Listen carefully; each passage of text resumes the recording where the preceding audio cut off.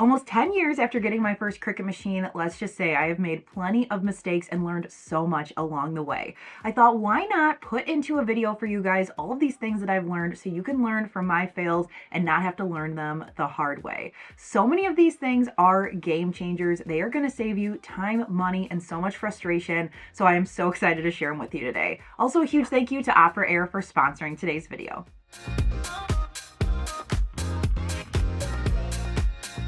You're watching Whiskey and Whit. My name is Whitney, and a huge welcome back to all my Whiskey craft buddies. If you're not already a craft buddy, no worries. Just hit subscribe before you leave, so then that way you won't miss another DIY, Cricut tip, or budget home decor video here on my channel. Now let's get into the first tip. This one might seem super straightforward, but I'm telling you, it will make a huge difference. Make sure that you are measuring everything. When I first started, I thought, oh, this is about 3 inches, this is about 8 inches, whatever. I wasted so much material. Just get yourself a little measuring tape, then that way you can measure everything. You know exactly what size you need to cut your decal, your paper, whatever, and then that way you are not wasting time and wasting supplies. So get that tape measure. Number one, if you don't already have one for your Cricut, that is a must get. My goal with this video is to give you a guide you can come back to and revisit anytime. Something to help you feel confident and ready to create with your Cricut no matter where you're starting from. I wish I knew how little you needed to get started with vinyl.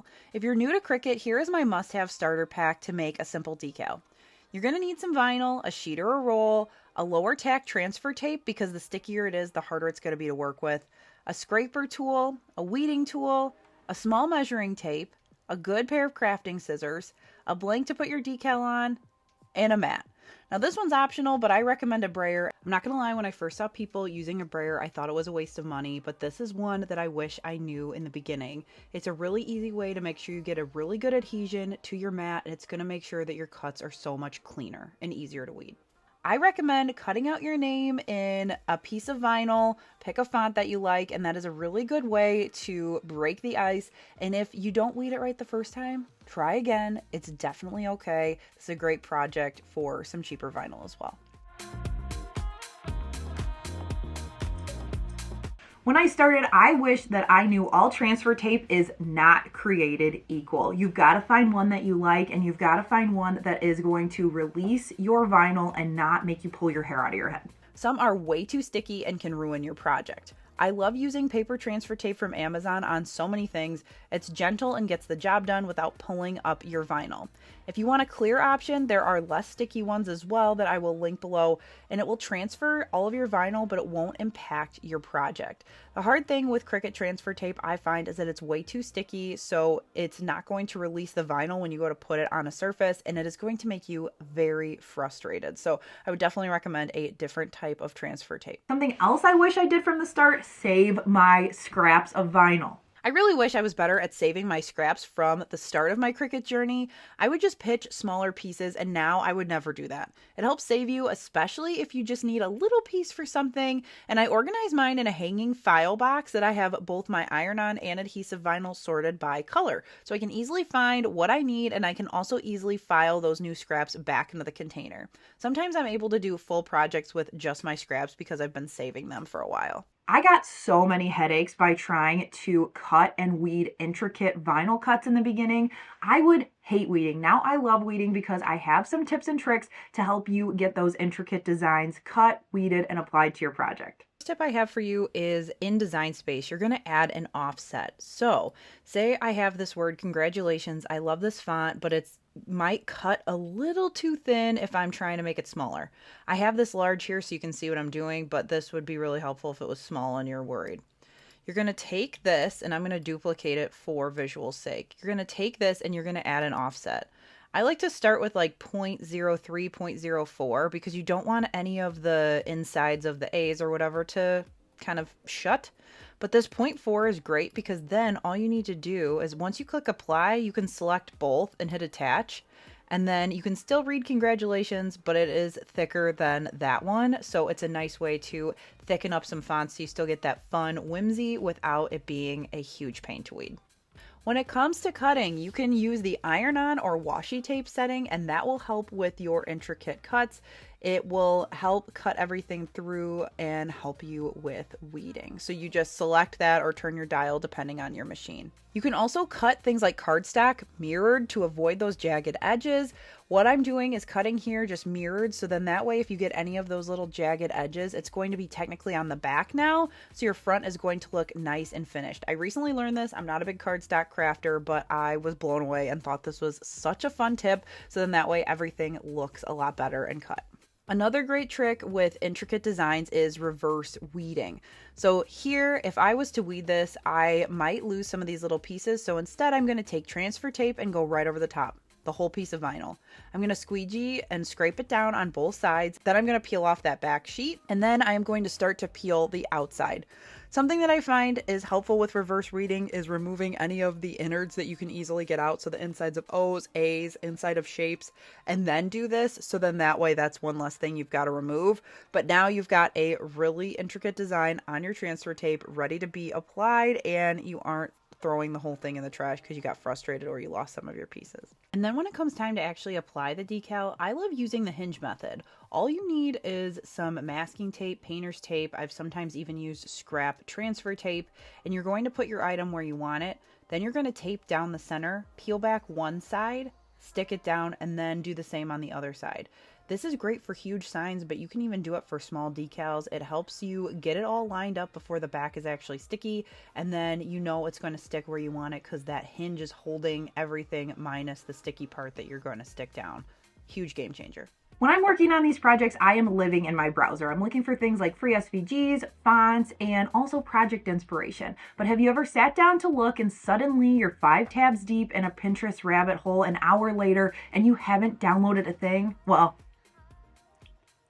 that's why I started using Opera Air. It's a free mindful browser that helps me stay focused. I was instantly hooked by the clean, distraction-free design, but what really sold me was their mission to make mindfulness feel easy and accessible. You're probably thinking, okay, Whitney, a mindful browser, how does that even work? Well, for starters, Opera Air has over 20 built-in soundscapes, including lo-fi beats, calming nature sounds, and binaural audio to give you a brain boost and help you focus. My go-to is the creativity boost. That I'll pop on when I'm designing new cut files or weeding one of those vinyl decals that has way too many pieces. It keeps me focused and way less distractible. Then there's the body battery, which saves me from that rabbit hole I mentioned. I can set it to gently remind me to take breaks, and when it pops up, I'll do a quick breathing exercise or some neck stretches. Because if you've ever spent 20 minutes over a piece of vinyl, you know those neck cramps are no joke. And one of my favorite little touches, Opera Air gives me a daily inspirational quote when I open the browser. Just a small feel-good boost before I dive into a creative project, my to-do list, or my inbox. As an overstimulated mom of 2 with limited time to craft, mindfulness matters. Opera Air helps me stay on task and helps me enjoy the creative time I do get. Whether I'm crafting, editing, or just catching up on emails, it's helped me feel more focused and has reduced the extra digital stimulation. If you want a digital space that actually supports your creativity and well-being, give Opera Air a try. It is free to download. I've linked all the info down in the description. So now that you're set up to browse with Opera Air, let's talk about some of my favorite places to get free SVG files, fonts, all that fun stuff. I wish I knew off the bat that you do not have to pay for Cricut Access. That is one of my biggest questions I get from the craft buddies. So let me break it down for you. Think of Cricut Design Space as the software, and then Cricut Access is the upgrade. So you can use the software for free with the free features. It's kind of like a Canva free versus Pro. So think of that Access as a optional upgrade. You do not have to buy it to use the software or to use your machines. That is something I want to clearly articulate to you because so many people think you have to pay for that. You definitely don't, and there's other places you can find files.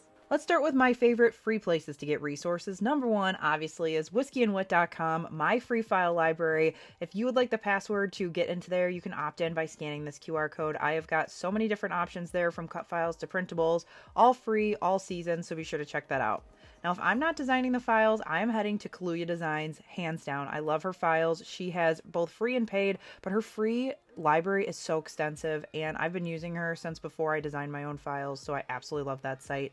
I also have blogger friends that have great free file resources like Abby Kristen Collections, Hey Let's Make Stuff, lovesvg.com. So I will link down below some of my favorite places to check out, and I also like to see what Design Bundles and Creative Fabrica are offering in their free groupings. Those recycle and refresh every little bit, so you definitely want to check those out. They've got fonts and stuff in there. My go-to for free fonts is defont.com. And let me know down below if I should do a blog post on my favorite free fonts. I'm happy to pull that together if that's something you guys are interested in. So head to Defont. You could spend days on there, honestly, looking up stuff. And then for paid stuff, I like Design Bundles, Etsy, and Creative Fabrica. For the most part is where I buy my files. Typically, I am purchasing things or downloading from Creative Fabrica because I have the membership, and that's so worth it because then you can just go on and download. You're not paying per file. And I personally, if I'm going to pay for files, I would rather do that than pay for Cricut Access, just because those files that are on like Creative Fabrica are more my style than Design Space. So just something to keep in mind. If you're starting a business, be sure to know what a commercial license is. Don't just use up a bunch of free files and sell them. You want to make sure that you are all kosher in that department. So if you've got more questions on that, be sure to, do your research on that if you're starting a business. I wish I knew so much sooner how great dollar stores are for blanks. When I first started out, I was so afraid of screwing up, wasting material. It can be a little bit intimidating, and really it takes that down a few notches when you are using dollar things, really inexpensive items. So then that way, if you screw up, you can just try again. You can also work on little scrap pieces, but using those cheaper blanks makes life so much more chill. We're crafting. It should be fun. It should not be stressful. So get yourself some cheaper items to practice on before you are worried about ruining something big or something that you don't have multiples of. Also, I have got a huge playlist full of Dollar Tree Cricut blanks and inspiration, so be sure to check that out if you're interested. I will link it up above as well as down below for you. A blank is something you're going to add vinyl to, so whether that be an adhesive sticker or your heat transfer vinyl, so think tote bags, cups, signs. I use the term pretty much anything that you can Cricut, essentially, that is a blank. If you've got something that you want to layer and you're worried that you're going to go to stick the adhesive on top of each other and it's not going to work, you can use two different methods that I really love. Number one, you can use parchment paper to help line that up. And number two, you can use something called registration boxes. Let me show you how to use both of those. It makes life so much easier. So here is how you're going to make registration boxes to help you line it up. We're going to use Buzz Lightyear here, and I have all these different colors that I need to cut. So the first thing you're going to do is you're going to look over here and see how many different colors you have. So I have 1, 2, 3, 4, 5, 6, 7, 8, 9, 10 colors. So what I'm going to do is I am going to create a shape. I am going to just my favorites are squares or circles, and you're going to make it small. It doesn't need to be big. You don't want to waste a ton of vinyl. Then I'm going to copy and paste it 9 more times. Now that we've got 10 of these, the first step is to select all of these squares, go up to a line, and we want them to all be stacked on top of each other because this is how we're going to layer all the different layers. Then I like to find an area where it makes sense to put the box close enough, but you're going to want to be able to cut it off later. Then what we're going to do is we're going to select a square and we are going to select one of the colors here. So you can do that, multi-select, and then we're going to attach. I'm going to do it again. Grab this and attach. Select a square, select the color, attach. So now that this is all sized, when I go over to make, I'm going to say on mat, confirm, and then it's going to have this little box with everything I'm going to cut out. Once it's cut out, I will show you how easy it makes layering your projects because you've got that box that's going to be easy to line up on everything. So you can either do the boxes and or the parchment paper, but I usually do it in tandem. So I have this just chilling in my craft room.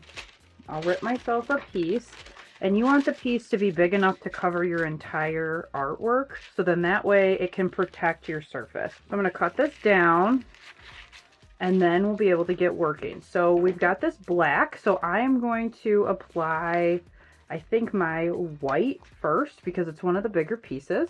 So I'm going to get a piece of transfer tape and I'm going to apply it to the white and then we'll line it up. So you're going to want your blank handy. I'm going to use this clipboard that I have on hand just to put it on there, but you could put it on whatever you want. So we are going to make sure this is stuck to our transfer tape. We're going to grab our parchment paper and peel this back. It's also key that your transfer tape is as big or bigger than your decal, so then that way you are able to pick everything up as you go through. So using this parchment paper, I'm going to protect Buzz's cutout here. And I'm going to place this with a little bit above there. So now you can look through and see where everything needs to go. And apply his arms, his feet. Line everything up here. And if you need to, you can scooch the parchment paper down just a little bit. This is actually going to help me if I do it like this. We're going to press it down here. We're going to take our squeegee and apply it the rest of the way. So between the box and the parchment paper, you can get everything lined up. And then we're going to apply this to our base and then work up from there. Don't worry that this box is there. We're going to be able to peel it up, but that's going to help us get everything lined up. And we're just going to continue with all of our colors.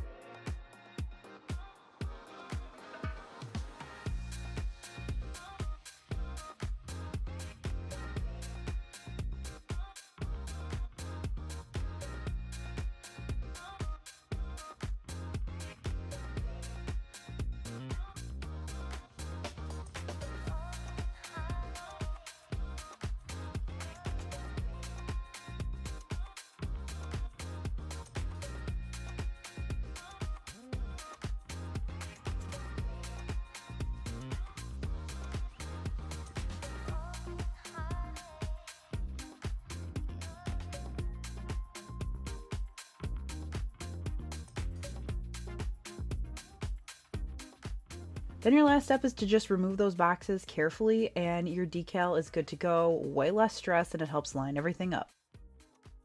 Another feature of Design Space that I love is the contour feature. So let me show you how I use it. This is an SVG, so if you want to get rid of, say, these snowflakes, you can select them and just delete them out of the file.